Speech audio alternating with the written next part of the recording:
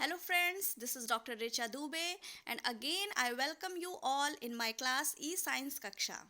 So friends, कैसे हैं आप सब लोग? I hope आप लोगों की ऑनलाइन स्टडीज़ अच्छी चल रही होंगी. तो आइए आज ये हमारा लास्ट पार्ट है, पार्ट 6 चैप्टर 1 का, जिसमें हमने टॉपिक इंक्लूड किया है crop rotation, mixed cultivation and food from animals. Friends, मेरी जो अब लास्ट स्लाइड आएगी जिसमें मैंने आपके लिए एनसीईआरटी बेस्ड क्वेश्चन आंसर्स भी इस चैप्टर से लिए हैं. तो लास्ट जो वीडियो मेरा होगा वो क्वेश्चन आंसर से रिलेटेड होगा. That will be part 7. So let's start with part 6, that is crop rotation, mixed cultivation and food from animals. Crop rotation मतलब कि फसलों का चक्रीकरण. तो यह वह प्रक्रिया है जिसमें एक ही खेत में अलग अलग क्रॉपिंग सीजन में बारी बारी से अलग अलग तरह की फसलों को उगाना. और बहुत ही सरल शब्दों में मैं आपको बताती हूँ कि एक ही खेत में अलग अलग क्रॉपिंग सीज़न मतलब कि रबी सीज़न भी हो सकता है, खरीफ सीज़न भी हम ले सकते हैं. तो एक ही खेत में रबी सीज़न के जो अलग अलग फसलें हैं या खरीफ सीज़न की जो अलग अलग फसलें हैं उनको बारी बारी से उगाने की जो प्रक्रिया है उसको हम क्रॉप रोटेशन या फसलों का चक्रीकरण कहते हैं. उदाहरण के तौर पे हम लेते हैं कॉर्न एंड सोयाबीन, मक्का और सोयाबीन, जो कि ये खरीफ फसल है. तो इनको बारी बारी से एक ही खेत में उगाने की जो प्रक्रिया है उसको हम क्रॉपिंग रोटेशन कहते हैं या क्रॉप रोटेशन बोलते हैं. क्रॉप रोटेशन यानी कि फसलों के चक्रीकरण से हमको यह फ़ायदा होता है कि जो हमारी मिट्टी है वो बहुत ही पोषक तत्वों से भरपूर हो जाती है, रिच हो जाती है और पोषक तत्वों की कोई कमी नहीं रहती. और इसमें जो रोटेशन होता है, जो चक्रीकरण होता है, वह एक सीरियल क्रॉप के साथ के बाद एक लेग्यूम क्रॉप का होता है. सीरियल क्रॉप्स जैसे कि हमारा जो कॉर्न है वो सीरियल क्रॉप है. सीरियल मीन्स अनाज की फसल है. और जो सोयाबीन है वो लेग्यूम क्रॉप है. लेग्यूम क्रॉप मीन फलियों वाली फसल. तो जो चक्रीकरण होता है, पहले वह एक अनाज की फसल लगाई जाती है, सीरियल क्रॉप लगाया जाता है, उसके बाद उसकी हम हार्वेस्टिंग करते हैं, कटाई करते हैं और फिर उसी जगह उसी खेत में हम लेग्यूम क्रॉप यानी कि फलियों की फसल को लगाते हैं. जिससे कि क्या होता है, जो हमारी मिट्टी की उर्वरा शक्ति होती है वह बनी रहती है और अच्छी हो जाती है. क्योंकि जो हमारी सीरियल क्रॉप है वो नाइट्रोजन यूजिंग क्रॉप है और जो लेग्यूम क्रॉप है वो नाइट्रोजन फिक्सिंग क्रॉप है. तो एक फसल जो है वो नाइट्रोजन को यूज़ करती है, उपयोग करती है, और जो दूसरी क्रॉप है यानी कि लेग्यूम क्रॉप वो फसलों को फिक्स करती है, डिपॉजिट करती है, इकट्ठा करती है. तो इस तरीके से दोनों फसल एक दूसरे पे निर्भर रहते हैं और इस तरीके से मिट्टी की उर्वरा शक्ति बढ़ती रहती है. एक फसल उस नाइट्रोजन को यूज़ करती है और जो दूसरी फसल जिसने इकट्ठा किया है उससे सीरियल जो क्रॉप है वो हमारी नाइट्रोजन को लेती है. अगर हम एक सेम क्रॉप को अगेन एंड अगेन, अगर हम इसका मतलब ये है कि अगर हम एक ही फसल को बार बार उसी मिट्टी में उसी खेत में लगाएंगे तो हमारी जो मिट्टी होगी वह पोषक तत्वों से रहित हो जाएगी. मतलब पोषक तत्वों की उस मिट्टी में कमी हो जाएगी. क्योंकि हम जब क्रॉप रोटेशन करते हैं, फसलों का चक्रीकरण करते हैं, तो जो हमारी मिट्टी है उसमें नाइट्रोजन, पोटेशियम, फास्फोरस आदि बहुत सारे पोषक तत्व हैं जो उसमें मिल जाते हैं हमें. और हमारी जो मिट्टी होती है वो उपजाऊ हो जाती है और साथ ही जो हमारे फसलों की जो ग्रोथ होती है, जो पैदावार होती है, उपज होती है, वो बहुत अच्छी हो जाती है. लेकिन अगर हम एक ही फसल को बार बार लगाएंगे तो पोषक तत्वों की कमी होगी और हमारी मिट्टी भी पोषक तत्वों की में कमी हो जाएगी मिट्टी में भी, और हमारी जो फसलों का उपज होगी वो अच्छी नहीं हो पाएगी. दूसरी चीज़ ये है कि जो चक्रीकरण है वह 3 साल के अंतराल पर हम करते हैं. मतलब कि जो हमने अपनी कॉर्न या मक्के की जो फसल लगाई है वह 3 साल के अंतराल के बाद हम उसे दोबारा उसी जगह फिर लगाएंगे. लेकिन जो अंतराल होना चाहिए वह 3 या 4 साल के बीच का होना चाहिए. मतलब 3 साल बाद हम उसे दोबारा रिपीट करेंगे. आप देख सकते हैं इस फिगर के माध्यम से कि क्रॉप रोटेशन में जो है किस तरीके से फसलों का चक्रीकरण होता है. गेहूं है, सरसों है, तो इस तरीके से फसलों का जो ये हमारा रबी क्रॉप है और इसमें ये रबी क्रॉप्स की जो अलग अलग फसल है उसका चक्रीकरण हो रहा है, जो आप फिगर में हमारे डायग्राम में देख सकते हैं. अब हम आपको समझाते हैं क्रॉप रोटेशन का एक एग्जाम्पल, जो आपको इस टेबल के माध्यम से बहुत अच्छे से समझ में आएगा। जैसे कि पहला साल है जिसमें हमने उस खेत में टमाटर की खेती करी। फिर जब टमाटर की फसल पक के तैयार हुई तो हमने उसको काटा, और उसके बाद हमने उसी जगह फिर लेग्यूम क्रॉप की खेती करी, मतलब अपने फलियों की फसल को लगाया, जो कि नाइट्रोजन फिक्सिंग क्रॉप है। उसके बाद जब वह पक के तैयार हुई तो हमने उसकी कटाई करी, और फिर उसी जगह पे हमने गाजर की खेती की। फिर जब दूसरा साल आया तो हमने गाजर की खेती करी उसी खेत में। फिर जब हमारी गाजर की फसल पक के तैयार हुई, हमने उसको हटाया, तो उसके बाद हमने उसी जगह टमाटर की खेती करी। फिर टमाटर के बाद हमने लेग्यूम क्रॉप की खेती करी। फिर तीसरे साल में हमने लेग्यूम क्रॉप की खेती पहले करी। फिर जब वह पक के तैयार हुई तो हमने उसके बाद गाजर की खेती करी। फिर गाजर की फसल पक के जब तैयार हुई तो हमने उसी के बाद टोमेटो मतलब कि टमाटर की खेती की। तो आप देख रहे हैं कि ये हमने जो हमारी जो फसलें हैं, पहले साल में हमने टमाटर की खेती पहले की थी, और तीसरे साल में वह फिर दोबारा रिपीट हुई। तो हमने फिर से उसको दोबारा रिपीट किया, मतलब 3 साल के अंतराल पे हम उसको उसी जगह 3 साल के अंतराल पर लगाएंगे। अब आता है हमारा एडवांटेजेस ऑफ क्रॉप रोटेशन, मतलब कि जो फसलों का चक्रीकरण है उससे क्या लाभ है। तो पहला है इट प्रिवेंट सॉइल डिप्लीशन, मतलब कि जो मिट्टी की जो कमी है उसको उससे यह बचाता है। जो फसलों का जो चक्रीकरण है वह मिट्टी की कमी से बचाता है फसलों को। दूसरा है रिड्यूसेस सॉइल इरोजन, मतलब कि जब हम क्रॉप रोटेशन करते हैं तो जो हमारी फसलें हम लगाते हैं उसकी जड़ें मिट्टी को बहुत अच्छे से बांध लेती हैं, पकड़ लेती हैं। उससे क्या होता है कि जो हमारी मिट्टी होती है वो बहुत ही स्टेबलाइज हो जाती है, स्थिर हो जाती है। तो उस जब स्थिर हो जाती है तो जो मिट्टी का कटाव है, यानी कि इरोजन मतलब कि कटाव, तो जो मिट्टी का कटाव होता है जो कि हवा से या पानी से हो सकता है, उससे उसमें कमी आती है, मिट्टी के कटाव में कमी आती है, तो सॉइल इरोजन नहीं होता है। तीसरा है वह प्रिवेंट्स डिजीजेस, मतलब कि वह जब हम क्रॉप रोटेशन करते हैं, फसलों का चक्रीकरण करते हैं, तो हम उसमें अलग अलग तरीके की खाद उर्वरक का प्रयोग करते हैं। साथ में हम उसको टाइम टू टाइम जो है समय के अंतराल पे हम उसमें इंसेक्टिसाइड कीटनाशक दवाएं स्प्रे करते रहते हैं। तो उससे क्या होता है कि अलग अलग वैरायटी के अलग अलग प्रकार के हम उसमें ट्रीटमेंट देते हैं। तो उससे क्या होता है कि जो रोग होते हैं, रोग बढ़ने की जो क्षमता है वो घटती है, मतलब कि बहुत कम पेड़ों में रोग होते हैं और बहुत कम उसमें कीड़े मकोड़े पनपते हैं।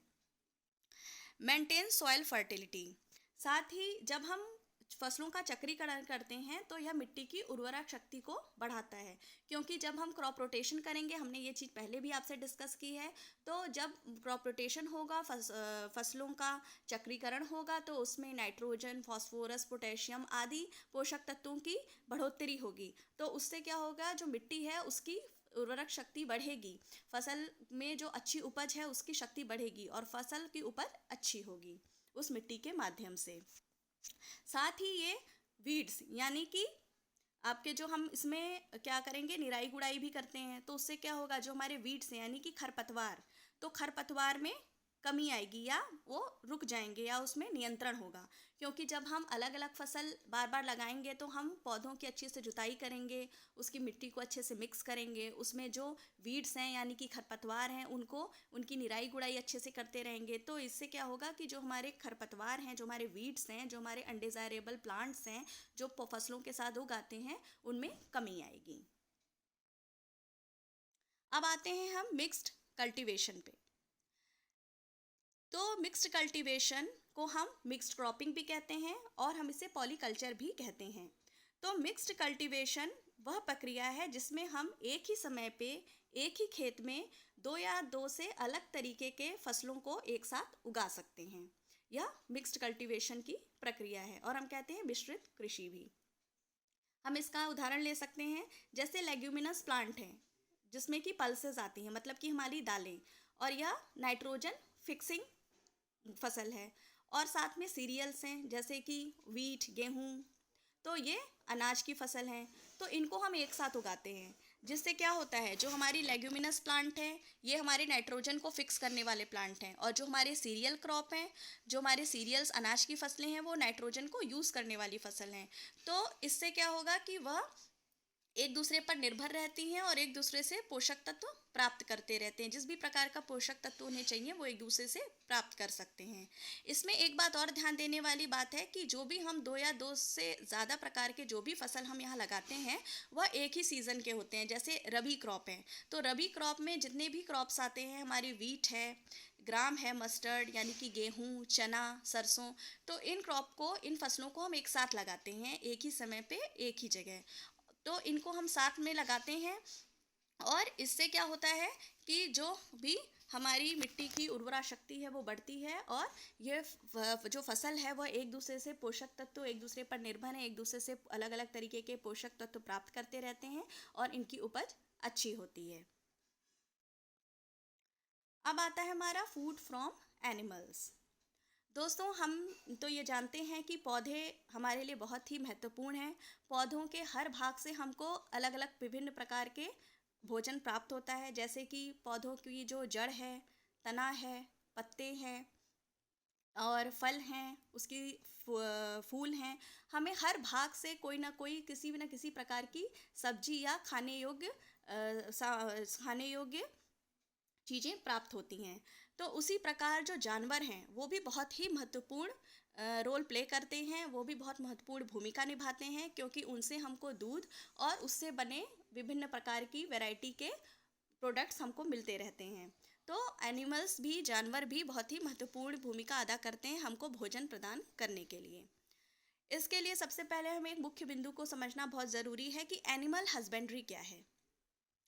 तो यह वह प्रक्रिया है जिसमें कि हम बड़े पैमाने पे जो हमारा पशु धन है, यानी कि लाइव स्टॉक, यानी कि कैटल, कैटल में आता है हमारे गाय हैं, भैंस है, भेड़ है, बकरी है, तो ये लाइव स्टॉक हैं। तो बड़े पैमाने पे इन लाइव स्टॉक को प्रजनन करना और साथ ही उनका पालन पोषण करने की जो प्रक्रिया होती है उसे हम एनिमल हस्बेंड्री कहते हैं। हम उदाहरण दे सकते हैं कि किस किस तरीके से हमको जानवरों से विभिन्न प्रकार का भोजन मिलता है, और उन चीज़ों से बने, हमको उससे बने विभिन्न प्रकार की सामग्रियाँ कैसे प्राप्त होती हैं।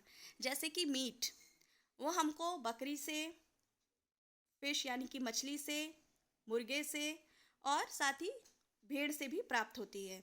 एग है यानी कि अंडा, वो हमको मुर्गी से और बतख से मिलती है।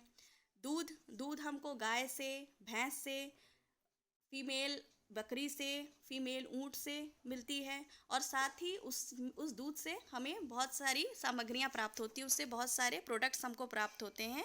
जैसे कि मक्खन है, चीज़ है, और आपका हम कह सकते हैं बहुत सारी योगर्ट है। तो ये सारी चीज़ें हमको दूध से बने हुए प्रोडक्ट से मिलते हैं। हनी यानी कि शहद, वो हमको मधुमक्खियों से प्राप्त होता है। कॉड लिवर ऑयल, ये एक प्रकार का तेल जो हमकी मछली से हमको मिलता है, और ये बहुत ही महत्वपूर्ण बात है कि जो कॉड लिवर ऑयल है वो विटामिन डी का बहुत ही अच्छा सोर्स है। तो इससे हमें विटामिन डी अच्छा प्राप्त होता है। तो यह सारी चीज़ें हैं, ये उदाहरण हैं जो हमको जानवरों से प्राप्त होते हैं। अब हम एक बहुत ही इम्पॉर्टेंट टॉपिक पे आते हैं जो है ग्रीन रिवॉल्यूशन, मतलब कि हरित क्रांति। तो आइए समझते हैं कि हरित क्रांति क्या है। हरित क्रांति नाम से ही पता चल रहा है कि हरी चीज का बढ़ावा देना, यानी कि खेतों से, इसका कृषि से संबंध है। तो हरित क्रांति का तात्पर्य है कि इम्प्रूव्ड वैरायटी ऑफ सीड्स, मतलब कि अच्छी प्रकार के बीजों का प्रयोग करके जो कृषि के उत्पादन में बढ़ोतरी होती है, उस वो हरित क्रांति में आती है, वो हरित क्रांति है। अब ये जानते हैं कि जो उत्पादन है, जो उत्पादन में विकास हुआ है, वह किन दो चीज़ों से है। तो सबसे पहली चीज़ है कि फार्मिंग एरियाज़ को बढ़ाना, मतलब कि जो खेती करने वाले जो एरिया हैं उनको बढ़ाने से हमारे उत्पादन में बढ़ोतरी होती है। और साथ ही मिक्स्ड फार्मिंग मतलब है पशुपालन। तो पशुपालन करके और साथ ही खेती में बढ़ावा करके हम उत्पादन अच्छा कर सकते हैं। जैसे कि दोस्तों, हम ये जानते हैं कि भारत में हमारी परंपरा रही है कि कृषि और पशुपालन दोनों एक दूसरे के पूरक हैं, और हमारे किसान भाई और बहन हमेशा से ये करते आ रहे हैं। जैसे कि जो हमारे पशु हैं वह घास चरते हैं, जो हम कृषि करते हैं, जो हम फसलें उगाते हैं, जो भी हम पौधे उगाते हैं वह उसमें उसको चरते हैं, उसमें ग्रेजिंग करते हैं। और हमें उन्हीं से जो गोबर निकलता है और जो हमारे मरे हुए खराब पौधों के जो पार्ट होते हैं, जो अंग होते हैं, उनसे हमारा खाद बनती है। तो वह खाद पेड़ों में हम यूज़ करते हैं, पेड़ों में उपयोग करते हैं, फसलों में उपयोग करते हैं, तो उससे अच्छी फसल प्राप्त होती है। तो इससे हम समझ सकते हैं कि दोनों एक दूसरे के पूरक हैं, मतलब कृषि और पशुपालन एक दूसरे के पूरक हैं और इन्हीं दोनों एक दूसरे पे निर्भर हैं और इसी से हमको अच्छा उत्पादन हमारे कृषि में हमको मिल सकता है। फिर आते हैं हम हमारे ग्रीन रिवॉल्यूशन, हमारी हरित क्रांति के जनक कौन हैं। तो हरित क्रांति के जो हमारे जनक हैं वो हैं डॉक्टर नॉर्मन बोरलॉग। और यह इन्होंने बहुत ही महत्वपूर्ण कार्य किया था। इन्होंने मैक्सिको से जो अच्छी वैरायटी की सीड्स थी, अच्छी वैरायटी के जो गेहूं के अनाज थे जो रोग से रहित थे, वो मैक्सिको से इन्हें इंडिया लाए थे, हमारे भारत में लाए थे। और इन्होंने इसकी शुरुआत की थी, इससे इन्होंने हमको अवगत कराया था ऐसे बीजों से। तो इनका ये बहुत ही महत्वपूर्ण कार्य था, तो इस वजह से इनको हम हरित क्रांति का जनक कहते हैं, जो कि हैं डॉक्टर नॉर्मन बोरलॉग। अब आते हैं हमारे भारत में जो हरित क्रांति के जनक थे वो थे डॉक्टर एम एस स्वामीनाथन, जिनका पूरा नाम है डॉक्टर मैनकोम्बू संवासीवन स्वामीनाथन, जो कि एग्रीकल्चरल जेनेटिसिस्ट थे, यानी कि कृषि अनुवांशिकी थे। और इन्होंने इन्होंने महत्वपूर्ण कार्य ये किया कि इन्होंने ब्रीडिंग मतलब संकरण मतलब रिप्रोडक्शन, क्रॉस रिप्रोडक्शन यानी कि क्रॉस ब्रीडिंग करी दो बीजों के बीच में। पहली बीज थी जो मैक्सिको की जो गेहूं के अनाज थे, गेहूं के दाने थे उनकी, और जो भारत में जो लोकल वीट सीड्स थी, भारत में जो लोकल गेहूं के दाने थे, उन दोनों के बीच में इन्होंने क्रॉस ब्रीडिंग कराई। तो इससे क्या हुआ कि हमारे भारत में हमको बहुत ही अच्छी वैरायटी के अच्छी उपज वाले दाने मिले, जो कि रोगों से कीड़े मकोड़ों से रहित थे, जो बहुत ही अच्छे दाने हमको मिले और जो कि कीड़े मकोड़ों से रहित थे, जिनमें कीड़े मकोड़े नहीं लग सकते थे। वो बहुत ही अच्छे और उपज वाले गेहूं के दाने हमको प्राप्त हुए। तो इन्होंने यह महत्वपूर्ण कार्य किया और इस तरीके से बड़ी हरित क्रांति की शुरुआत की। अब आते हैं हमारे वाइट रिवॉल्यूशन। ये ग्रीन रिवॉल्यूशन और वाइट रिवॉल्यूशन दोस्तों ये बहुत ही इम्पॉर्टेंट टॉपिक्स हैं जो हमेशा पूछे जाते हैं और इसको डिस्क्रिप्टिव वे में पूछा जाता है, तो इस पे थोड़ा ध्यान ध्यान देने की बात है। अब आते हैं वाइट रिवॉल्यूशन यानी कि श्वेत क्रांति, और इसे हम ऑपरेशन फ्लड के नाम से भी जानते हैं। तो जो ऑपरेशन फ्लड था वो हमारा उसकी शुरुआत 13 जनवरी 1970 में हुई। और किसके द्वारा? एनडीडीबी के द्वारा, नेशनल डेयरी डेवलपमेंट बोर्ड के द्वारा, जिन्होंने जिन्होंने क्या किया, जिन्होंने मदद करी। और जिन्होंने ये मदद करी कि उन्होंने दूध और दूध से बने हुए सामग्रियों के उत्पादन में बढ़ोतरी करने में मदद करी। और इस पूरी जो प्रक्रिया थी इसको श्वेत क्रांति कहा जाता है। अब आते हैं हमारे सफ़ेद श्वेत क्रांति के जनक के बारे में जानते हैं। तो डॉक्टर वर्गीस कुरियन जो थे वो हमारे श्वेत क्रांति के जनक थे। और उन्होंने आनंद मिल्क यूनियन लिमिटेड यानी कि अमूल कंपनी की शुरुआत की थी। और अमूल जो कि है आनंद मिल्क यूनियन लिमिटेड, और उनको अमूल मैन भी कहा जाता है, मिल्क मैन ऑफ इंडिया भी कहा जाता है, क्योंकि इन्होंने दूध की कमी वाले देश को दूध की प्रचुरता वाला देश में बदलने में बहुत ही महत्वपूर्ण योगदान दिया। तो ये थे हमारे श्वेत क्रांति के जनक डॉक्टर वर्गीस कुरियन, जिन्होंने यह बहुत महत्वपूर्ण कार्य किया और इस तरीके से श्वेत क्रांति की शुरुआत की। तो फ्रेंड्स आज हमारा ये chapter 1 crop production and management complete होता है, और इसमें पार्ट 1 से लेकर 6 तक मैंने आपको सारे टॉपिक्स कवर किए हैं, अच्छे से समझाए हैं। तो आप मेरे सारे पार्ट्स की वीडियो को देखें और उसको लाइक करें, कमेंट करें, शेयर करें और प्लीज़ सब्सक्राइब करें। और जो भी आपको क्वेरीज इससे रिलेटेड है वह मेरे ईमेल आईडी पे आप मुझे कर सकते हैं, जो भी फीडबैक है वो आप मुझे दीजिए। और साथ ही मैं आपको अपने अगले वीडियो में इसी चैप्टर से रिलेटेड क्वेश्चन आंसर्स प्रोवाइड करूंगी जो कि एनसीईआरटी बेस्ड होंगे.